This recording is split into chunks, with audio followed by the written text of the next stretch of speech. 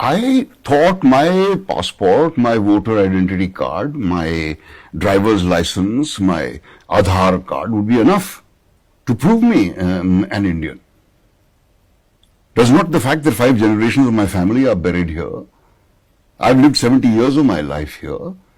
I have served the country in whatever little way I could in the fields of education or in the environmental issues or social issues.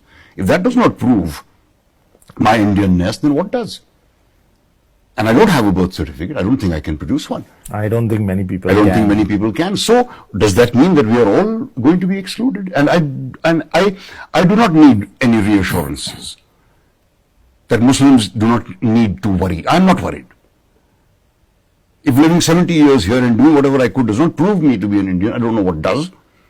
I'm not afraid. I'm not anxious. I am angry that such a law has been imposed on us.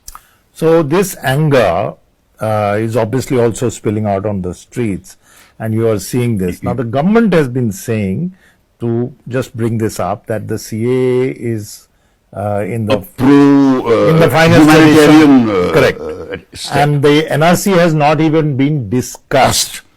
When the Home Minister has been announcing again and again that it will be a countrywide, or hum ek karke nikalenge, or keede, or termites, or ye or wo. And then here the Prime Minister in a rage goes on and says that aisa to hua hi nahi kabhi bhi. I mean, who is one to believe? This is becoming like a play by Samuel Beckett, you know. It's becoming completely absurd, the kind of defenses that are being put. It's the opposition behind this. If the opposition was capable of mobilizing so many people, wouldn't they have done better in the elections? And the contempt for students, that is what is hurting me most of all. The contempt for the student community, the contempt for the intellectuals.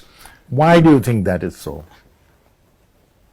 I suppose people who've never known what it's like to be a student, or people who've never had any intellectual pursuits, would consider students and intellectuals to be a pest.